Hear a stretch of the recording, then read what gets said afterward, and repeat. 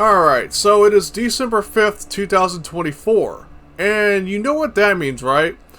It means that this exact YouTube channel has turned 10 years old.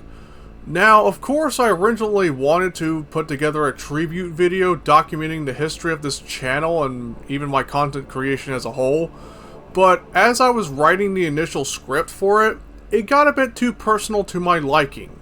Instead, I will be reviewing a game that I originally made this exact channel for. Now, my earliest traces of getting into content creation dates way back to January 2011, a month or so after I had regained access to the internet. However, that channel has long since gone, and as time went by the near end of 2014, I recall getting so invested into this game that I made a channel dedicated to it. Now, of course, that was short-lived, as this channel would later turn to a series of assorted videos up until the near beginning of the 2020s. I decided that the best way to celebrate this channel's 10th anniversary would be to take a look at Heretic, developed by Raven Software and published by id Software on December 29th, 1994. This game came out during a time when just about everybody wanted to make their own versions of Doom, which spawned the term Doom clones. However, unlike many of the clones, this was one of the games that id Software had some involvement on. The story goes is that following the release of Raven Software's debut title, Black Crypt, this game would soon catch id Software's attention, and they provided the source code for Wolfenstein 3D to them, thus leading to their next game, Shadowcaster. The game itself would impress id Software even more, and they would request a dark fantasy game using the brand new Doom engine. At first, the game was supposed to have role-playing elements because of the developers' liking for Dungeons & Dragons, but they eventually decided to follow instruction from John Carmack to make it more like Doom, but with a fantasy theme. Heretic took about 9 months to develop, using Next Step machines that John Romero had brought to them, as he was the executive producer.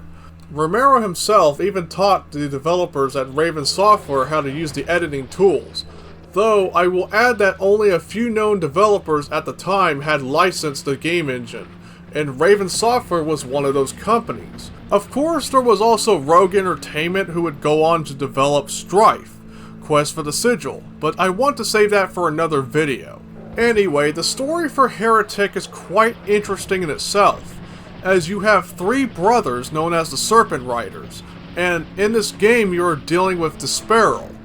Apparently the Serpent Riders used powerful magic to possess the 7 kings of Pathoris, thus turning them into mindless puppets, and corrupting their armies in the process. However, the elves resisted to this spell and were declared as heretics. So a war broke out between the two, but the elves took a drastic measure by severing the natural power of the kings, which apparently destroyed them in their armies, and giving the Serpent Riders the upper hand in slaying the elders due to their weakened powers. Following the elves' retreat, there was one elf by the name of Corvus, who was on a quest for vengeance against Desperal. The game itself really isn't as groundbreaking as Doom itself, and at first glance, looked like a Doom ripoff. However, the more you play it, you'll soon realize the differences as Raven added in certain features and mechanics to the Doom engine like vertical aiming, which isn't too useful, and it's also worth mentioning that this is one of the first games to feature an inventory system. Instead of picking up medkits like in Doom, a quartz flask can be kept when picked up and can be used at any given time during a level.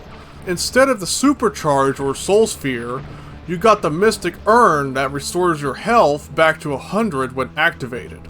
Now, the more unique inventory items are the Wings of Wrath and the Morph Ovum.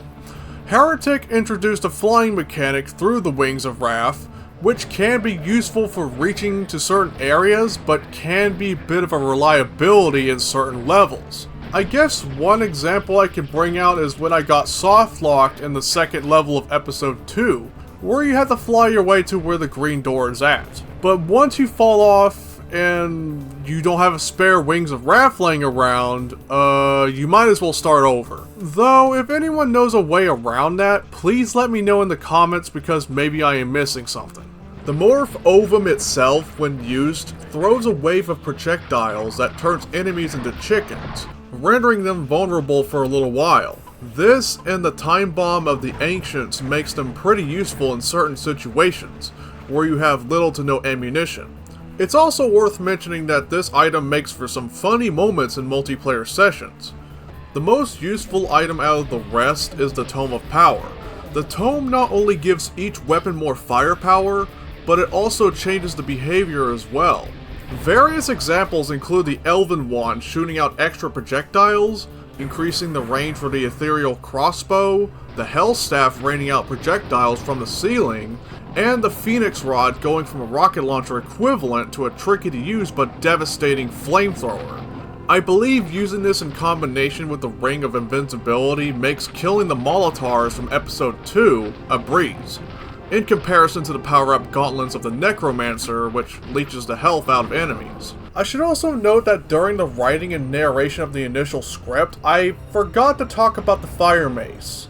It is the final weapon in the game that behaves more similar to the BFG 9000 from pre-release versions of Doom. That proved to be a bit much for 1993 standards, but as tech was evolving faster to the point of your brand new 486 becoming obsolete a week or two after you bought it, it's likely that Raven possibly recycled the weapon behavior for the Fire Mace.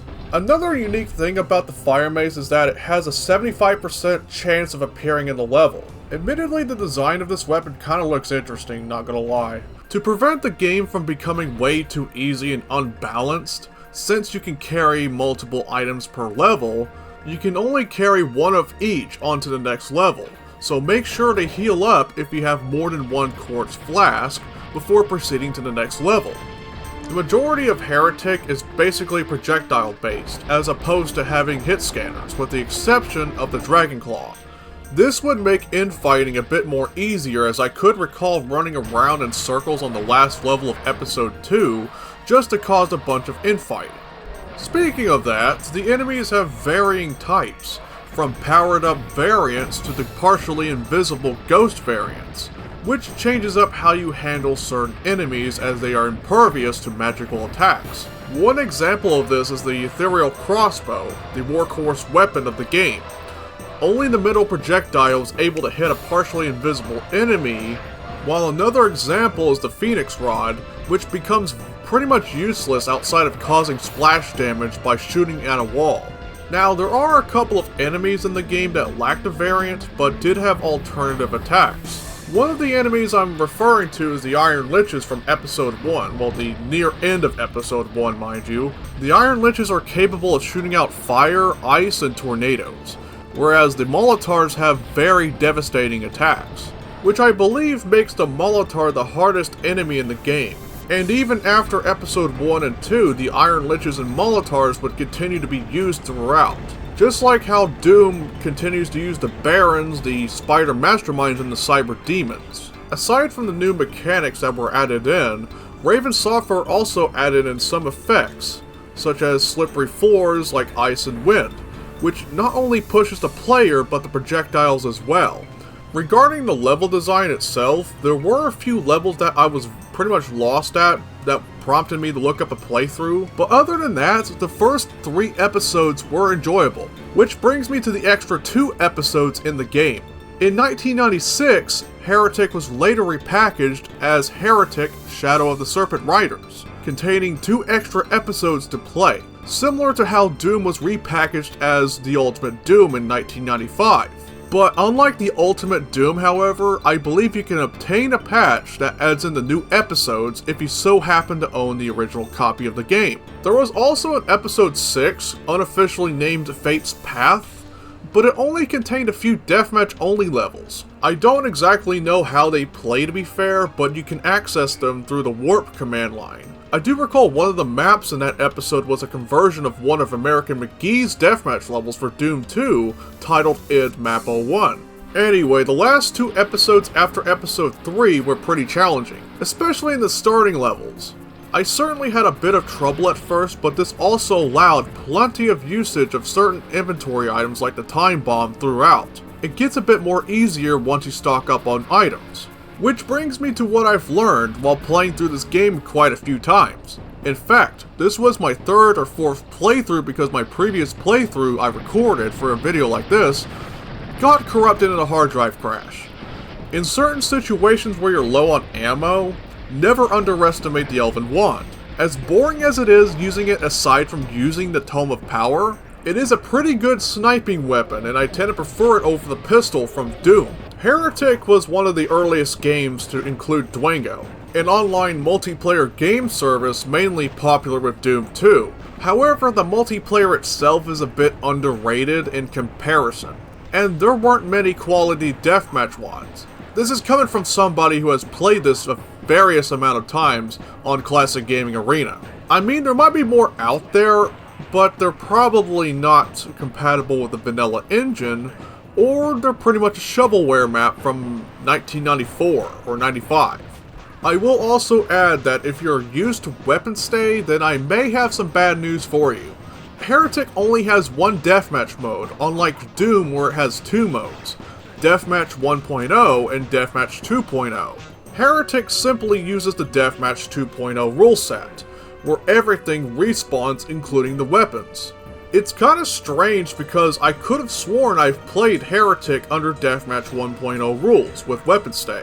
I guess it isn't too much of a problem, especially when the maximum player count is at 4 players. You just have to know how to control the level, since that would be one of the core fundamentals of getting better at these kinds of games, to be fair.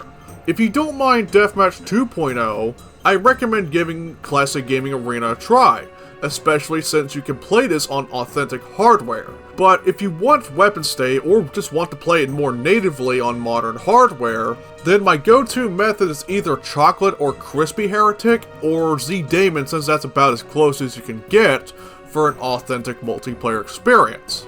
Following the release of Heretic, Raven Software would go on to release indirect sequels titled Hexen Beyond Heretic and Hexen 2. And this is before Heretic finally got a sequel in 1998.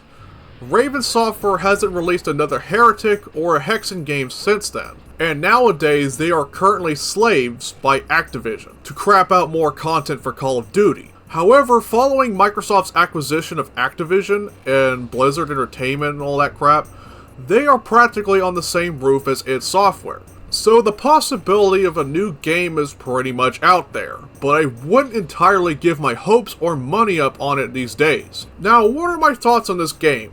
I highly recommend it, and it's definitely worth a playthrough, since it gives those who have played Doom some fresh air with its fantasy setting. At the time of this video, you can still obtain a copy of Heretic on GOG or Steam for pretty cheap, which I will link in the description down below. Well, that pretty much wraps up this video, but before I go, I want to talk about the 10th anniversary of my YouTube channel a bit more. Man, these last couple of years have been pretty much years of improvement. Once was a channel that was basically a dumping ground for random content over the years, to an outlet where I document topics like games and technology like this under a VTuber persona. For those who have really enjoyed watching my content and seeing me grow as a content creator, I thank you. For those who have really hated my guts and left out comments about how fucked in the head I was for being a redheaded 3D anime girl with a man's voice, I thank you. Because of you, I was able to become really more motivated to bring out more content for you to enjoy or maybe not to enjoy. As always, thank you all for watching, stay tuned for more content, and cheers. Peace out, everybody. See ya.